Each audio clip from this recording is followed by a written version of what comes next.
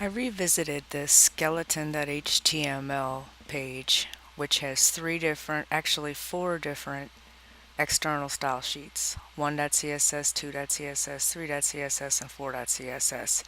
Each one of them gets picked up depending on the width.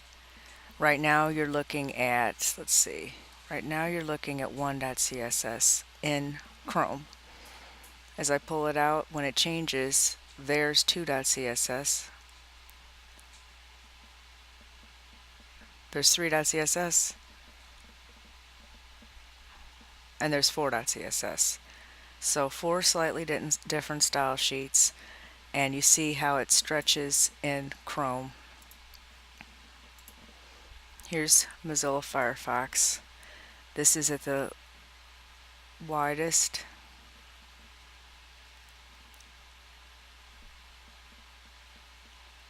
That's the 3.css, 2.css, and 1.css. Okay, that's Firefox. Internet Explorer, there's the widest. There's 4.css, 3.css, 2.css, and 1.css, and it's going away. Okay. Safari for Windows, there's 4.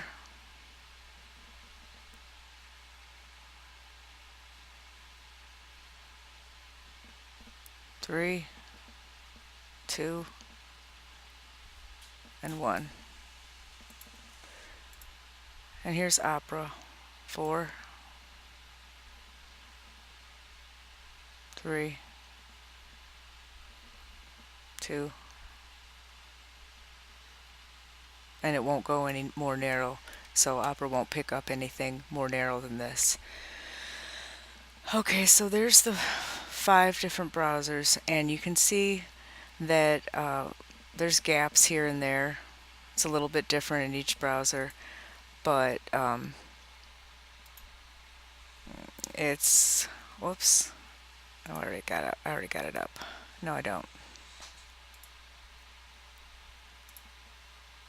Let's right click this.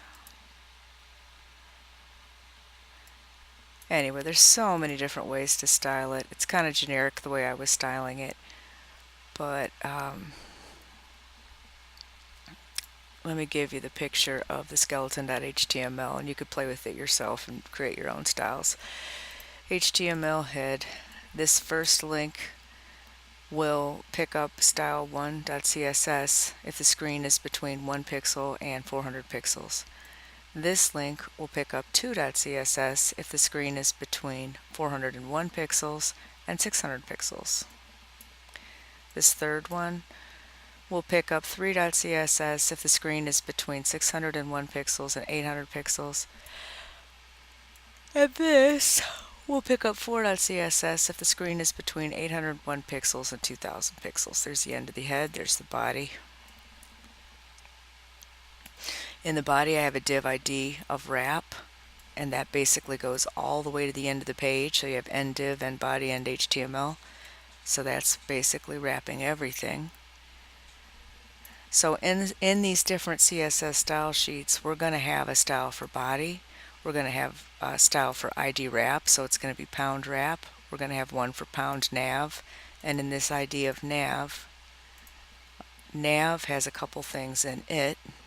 It's got a div ID of logo with an image inside, and it's got an unordered list with 4 list items inside.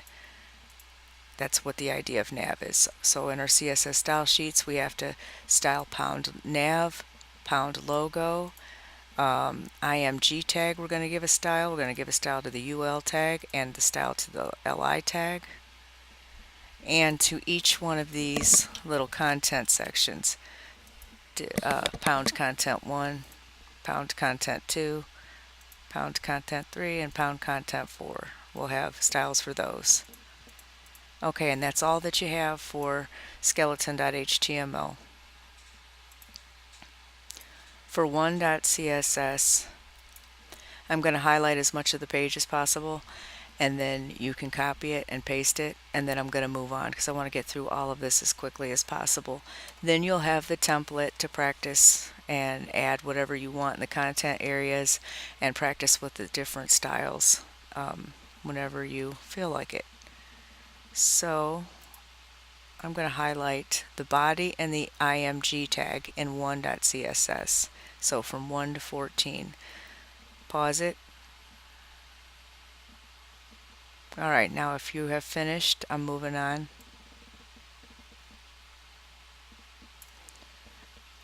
Now I'm going to highlight the UL tag and the LI, and I'm going to stop at 29. Pause it and copy that, and then we'll move on. Okay. There's not enough room for me to do both the wrap and the nav, so I'll just let you pause this and type this in for the wrap. So go ahead and do that. Alright, if you're done with that, now we'll go with the nav and the logo. So copy that, pause this and copy it. Okay.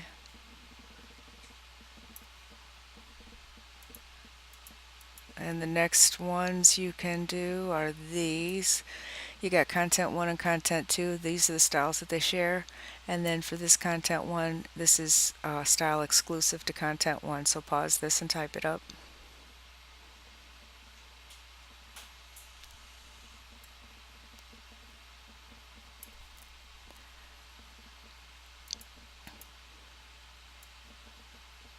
Pause this and type this up. This is the content 2 and shared styles for content 3 and content 4.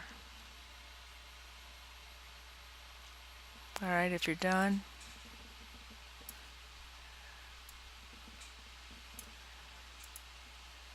go ahead and pause this and copy the contents 3 and contents 4 styles. Alright, if you're finished with 1.css, we're going to get out of that. Now we're going to quickly look at 2.css. Copy this. Actually, if you just copy and paste the whole page and then just make changes wherever you need to, and then when you have this whole template down, then you can change everything the way you want to. Alright, moving on.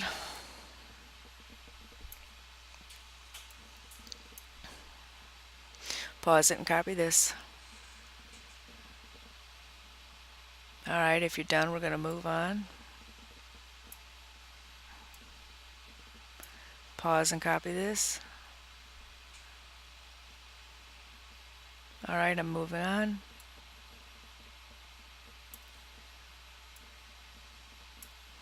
Pause and copy. Alright. Pause and copy this. Alright, moving on.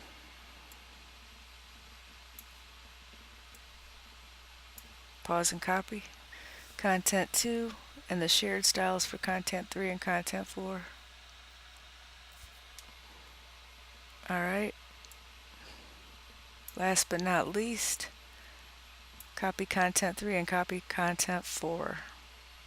Now we're done with 2 CSS. When you're done with this, we're going to move on. Okay, now we're moving on to 3 CSS. So make those changes. Pause this and make the changes that you need to make. Actually, I don't think we make any in the body and the IMG, but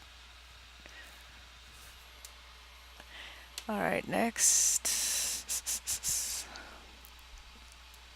Pause and copy your UL and LI. Okay, moving on.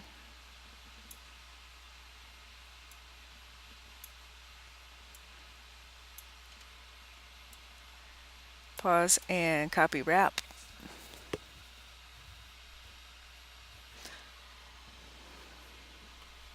Moving on.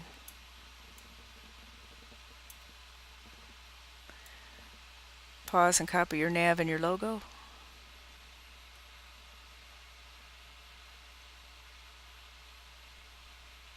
Alright, moving on.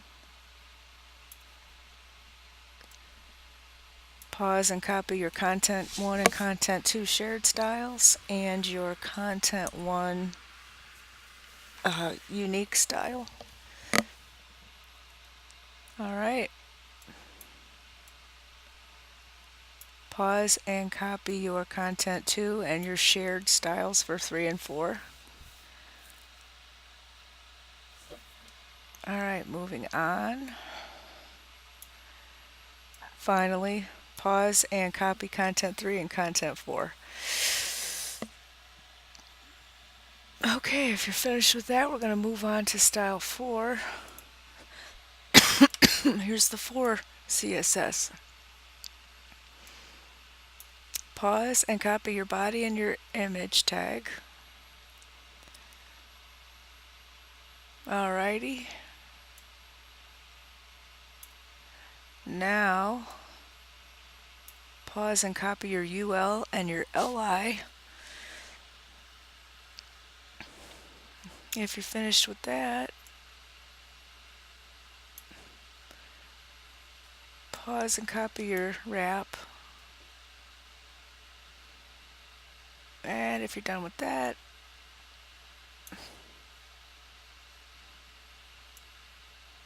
get your nav and your logo copied. And if you're finished with that,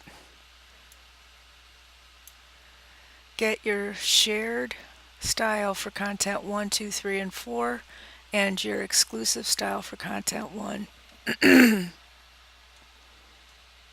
And if you're done with that,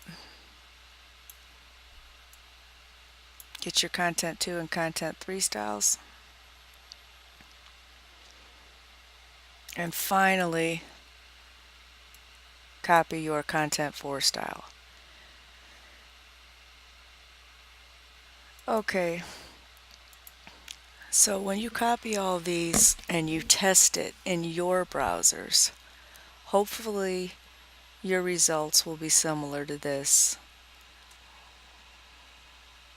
And as far as these gaps go, if you want to change the width, you're going to be able to change it, but since this is moving in, if you change it too much, what's going to happen is one of these, or more than one, will be too wide and it will force one of them down and your code will break. So you actually need to have a little bit of a padding in the middle here.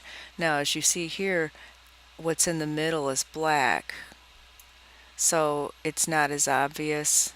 I think it's not as obvious as when we have the white background. The white background I think is very obvious. So what I should do is go back into those styles and my wrap div, make sure that it does not say background color white. That way it will inherit the background color of black from the body. If I'm not mistaken, let me double check, but I think I gave my body a background color of black. Yes, my body has a background color of black, and my wrap tag, okay, in 4 there's no background color of white. There used to be though. 3, let's go back to the wrap. Yeah, there used to be background color of white. I Z'd that out, but let me just take it out. And 2, wrap, there's the background color of white. Just take that out unless you want it, unless you want to see the gap. For testing purposes it's good to see the gap, but then, whoa, it's really thundering out there. I love it. 1:32 in the morning and serious thunder. That's what I'm talking about. Good sleeping weather if you can ever go to bed. This is actually relaxing for me. I know that probably sounds strange to you, but trying to fix this stuff and make it work, make it browser compatible with as much consistency across as possible. It's kind of a pain in the butt, but it's something that keeps my mind off of other things. So it's like a nice little distraction, if you will. And I like seeing that I can actually fix something. Right now, I'm just tidying up the code. This is not necessary. I'm kind of wasting time on this video, but that's really what I'm doing right now while I'm jibber jabbering.